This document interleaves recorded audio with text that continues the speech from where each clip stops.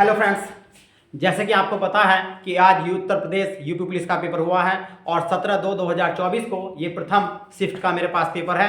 और मेरे पास जो प्रश्न पुस्तिका ये है FK3, ये मेरे पास है और मैं आपको ये पेपर सॉल्व करा रहा हूँ और अपने क्वेश्चन यहाँ से मैच कर सकते हैं। तो देखो, सबसे पहले हम क्वेश्चन देखते हैं कि प्रयाग प्रशस्ति की रचना निम्न में से किसके द्वारा संस्कृत में की गई है। तो इसका सबसे पहला जो आंसर है, इसमें 4 विकल्प दिए हैं, हरिसेन, वानभट्ट, भवभूति और बौधायन। तो इसमें सबसे जो सटीक आंसर है आपका वो हरिसेन है। इसका आंसर क्या है? हरिसेन है। ये हमने आपको पढ़ाया भी है और अधिकतर जो सवाल आए हैं वो सब पढ़ाए हुए आए हैं।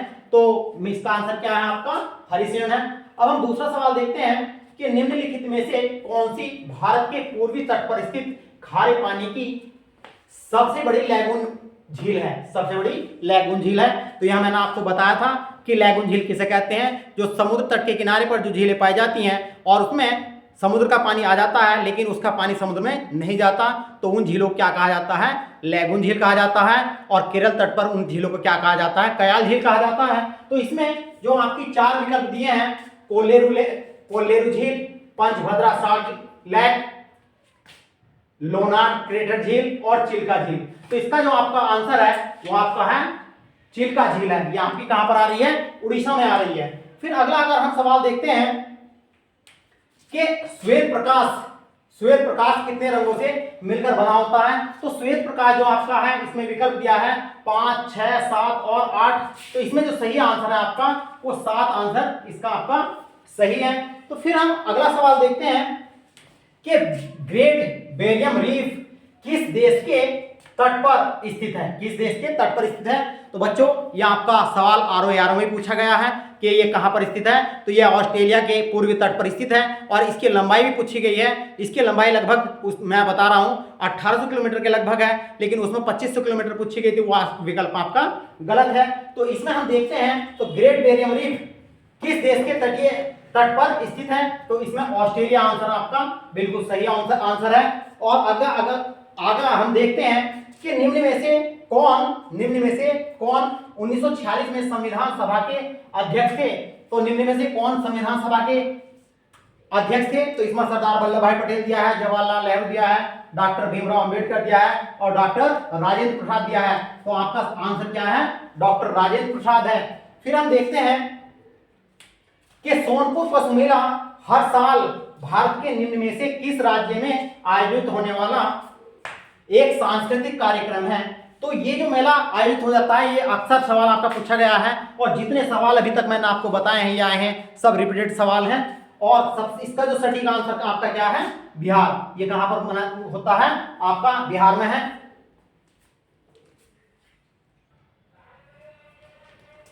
अब हम 7वां सवाल देखते हैं कि अंगूर की खेती, उपज और कटाई को निम्न में से किस नाम से जाना जाता है? तो इसका जो आंसर है आपका, इसमें सेरिकल्चर दिया है, पिसिकल्चर दिया है, विटिकल्चर दिया है और हॉर्टिकल्चर दिया है। लेकिन इसका जो सही आंसर है वो सी है, अर्थात विटिकल्चर। क्या है?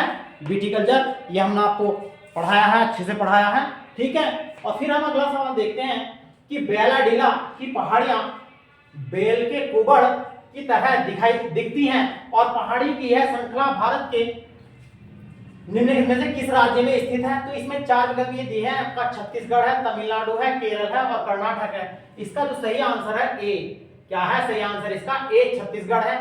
फिर हम देखते हैं 9वां सवाल देखते हैं कि निम्न में से किसके द्वारा निर्मित समुद्र के एक संकीर्ण चैनल द्वारा श्रीलंका भारत से अलग होता है? श्रीलंका भारत से अलग होता है। तो इसमें आपका दिया है 8 डिग्री चैनल, पाक जलदमरूप और मन्नार की खाड़ी, और आपका दिया है मकासर जलदमरूप और मेसिना जलदमरूप, ठीक है। तो इसमें जो आपका आंसर सही है क्या है? वो आपका बी आंसर सही है। पाक जलदमरूप और मन्नार की खाड़ी ये किसके बीच है? भारत और श्रीलंका के बीच है। अब हम देखते हैं कुमार संभव किसकी रचना है? तो इसमें दिया है कुमार संभव निम्न में से किस लेखक की साहित्यिक कृति है? तो इसमें 4 दिए हैं आपका, कल्हण दिया है, भारवी दिया है, महाकवि कालिदास दिया है और महादेवी वर्मा दिया है। तो इसमें देना आपका सही आंसर क्या है? आपका सी आंसर है महाकवि कालिदास। अब हम 11वां सवाल देखते हैं कि विश्व पुस्तक दिवस प्रत्येक वर्ष निम्न में से किस दिन मनाया जाता है? तो विश्व पुस्तक दिवस आपका कब मनाया जाता है? यह आपका 23 अप्रैल को मनाया जाता है। कब मनाया जाता है? 23 अप्रैल को मनाया जाता है। फिर हम अगला सवाल देखते हैं, 12वां सवाल देखते हैं कि निम्न में से किस राज्य में कुछ हिस्सों में 400 साल पहले नहर सिंचाई की एक स्थानीय प्रणाली विकसित हुई थी जिसे कुल्हे कहा जाता है? तो ये कहां पर मनाई जाती थी? तो आपके ये चार विकल्प दिए हैं, गुजरात, कर्नाटक, हिमाचल प्रदेश और केरल। तो ये प्रणाली जो आपकी बनाई जाती थी कहां पर? हिमाचल प्रदेश में बनाई जाती है। कहां पर? हिमाचल प्रदेश में बनाई जाती थी। तो अब अगला सवाल हम देखते हैं बच्चों, अगला सवाल देखते हैं कि भारत में जनगणना संगठन के लिए सर्वोच्च पद कौन सा है? तो इसमें चार विकल्प हैं। इसका जो सही आंसर है आपका महारजिस्ट्रार और महारजिस्ट्रार जनगणना आयुक्त जो भारत के हैं, इसका आपका बी विकल्प सही है। फिर 14वां सवाल देखते हैं, किस देश की शहरी क्षेत्र में रहने वाली अनुपातिक जनसंख्या में वृद्धि को निम्न में से क्या कहा जाता है? तो इसका बच्चों जो सवाल है आपका जो सही आंसर है केवल ए है, शहरीकरण। और फिर हम देखते हैं 15वां सवाल है कि नेशनल एल्यूमिनियम कंपनी लिमिटेड का पंजीकरण कार्यालय निम्न में से किस स्थान पर है? तो बच्चों मैंने यहाँ पर जना आपके चार विकल्प ना लिख करके इनका डायरेक्ट आंसर लिख रहा हूँ, ठीक है? अपने पेपर के अपने क्वेश्चन पेपर के अनुसार मैच कर सकते हो। तो इसका जो सही आंसर है भुवनेश्वर और उड़ीसा, ठीक है? भुवनेश्वर उड़ीसा, अर्थात भुवनेश्वर किसकी राजधानी है? ओडिशा की है। तो फिर हम देखते हैं अगला सवाल है कि विश्व स्वास्थ्य संगठन WHO का मुख्यालय निम्न में से किस स्थान पर स्थित है? तो ये आपका स्विट्जरलैंड और जेनेवा स्विट्जरलैंड में स्थित है। फिर अब अगला सवाल हम देखते हैं, निम्नलिखित में से कौन सा सोशल मीडिया प्लेटफॉर्म पेशेवर नेटवर्किंग और नौकरी तलाशने के लिए सबसे बड़ा उपयुक्त है? तो लिंक्डइन आपका जो डी विकल्प है इसका आपका सही है। फिर हम देखते हैं उत्तर प्रदेश में भदोही निम्न में से किस कला के लिए प्रसिद्ध है? तो ये आपकी कालीन अर्थात बुनाई के लिए आपका प्रसिद्ध है। फिर देखते हैं निम्न में से कौन सा उत्तर प्रदेश राज्य का वृक्ष है? कौन सा उत्तर प्रदेश राज्य का वृक्ष है? तो आपका क्या है? अशोक है। फिर हम देखते हैं सुरहताल प्रसिद्ध अभयारण्य है जिसमें साइबेरिया और अन्य ठंडे क्षेत्रों से कई प्रवासी पक्षी भी आते हैं, उत्तर प्रदेश के निम्न में से किस जिले में स्थित है? तो ये आपका कहां पर स्थित है? ये आपका बलिया जिले में स्थित है। फिर हम देखते हैं कि बनारस हिंदू विश्वविद्यालय की स्थापना पंडित मदन मोहन मालवीय ने निम्न में से किसके सहयोग द्वारा की गई थी? तो ये जो स्थापना की गई थी किसके सहयोग द्वारा? डॉक्टर एनी बेसेंट के द्वारा की गई थी। अगला सवाल देखते हैं बच्चों, अगला सवाल देखते हैं हम 22वां कि मथुरा निम्न में से किसकी जन्मस्थली है जिसे ब्रजभूमि के नाम से भी जाना जाता है? तो आपका भगवान कृष्ण की आपकी जन्मस्थलीय भूमि है। फिर है अकबर का मकबरा निम्न में से किस स्थान पर है? तो आपका अकबर का मकबरा कहां पर है? सिकंदराबाद में स्थित है। फिर हम देखते हैं कि उत्तर प्रदेश का कौन सा प्रसिद्ध लोक नृत्य धान और मक्की की खेती के दौरान किया जाता है? तो हुरका बॉल आपका जो लोक नृत्य है वो धान और मक्की की खेती के दौरान किया जाता है। फिर आपका है यूपीएसएसएफ अर्थात यूपीएसएसएफ का पूरा नाम क्या है? Uttar Pradesh special security force. फिर आपका है निवेश मित्र मोबाइल एप्लीकेशन भारत के निम्नलिखित में से किस राज्य की एक पहल है? तो ये आपकी किसकी है? उत्तर प्रदेश की है, ये आपकी पहल है। फिर हम देखते हैं विमुद्रीकरण को निम्न में से किस नाम से भी जाना जाता है? तो नई मुद्रा के नाम से इसे जाना जाता है। फिर हम देखते हैं 30वां सवाल है आपका 25 और 29वां सवाल बच्चों सस्पेंस में है, इसे मैं बाद में देखूंगा, ठीक है? और आपका 30वां सवाल है ईमेल में भरोसेमंद स्रोत बनकर दुर्भाग्यपूर्ण कारणों के लिए संवेदनशील जानकारी जैसे यूजर नेम पासवर्ड और क्रेडिट कार्ड वितरण आदि प्राप्त करने का प्रयास क्या कहलाता है? तो फिक्सिंग कहलाता है बच्चों, ठीक है? फिर टका निम्न में से किस देश की मुद्रा है? तो ये आपकी बांग्लादेश की मुद्रा है।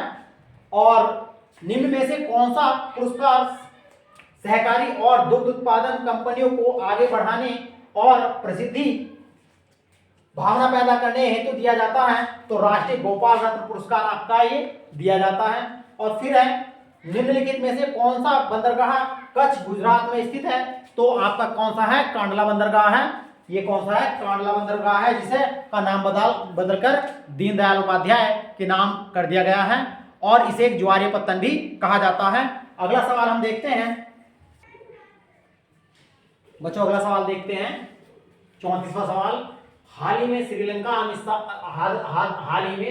अमित शाह ने निम्नलिखित में से किस स्थान पर national cooperative dairy federation of India मुख्यालय की आधारशिला रखी?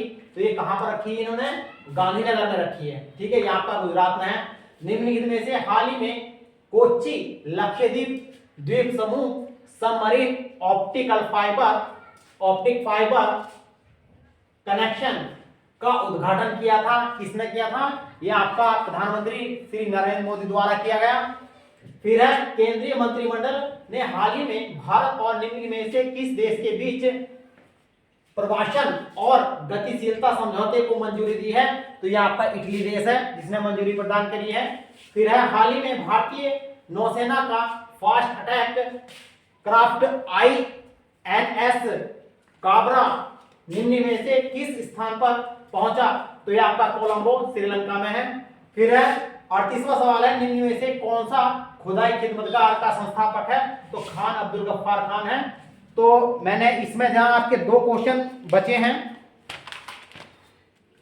एक तो 25 उत्तर प्रदेश राज्य संहिता 2006 के अनुसार एक अवधि एक पट्टे वचनबद्ध या अनुदान के तहत धारित भूखंड को निम्न में से क्या कहा जाता है? और दूसरा आपका है GST संबंधित, ये आपके क्वेश्चन सस्पेंस में है और बाकी मैं GS पढ़ाता हूं और ये सारे क्वेश्चन मैंने आपको सॉल्व करा दिए हैं। अगर वीडियो अच्छी लगी है तो लाइक करना। थैंक यू दोस्तों।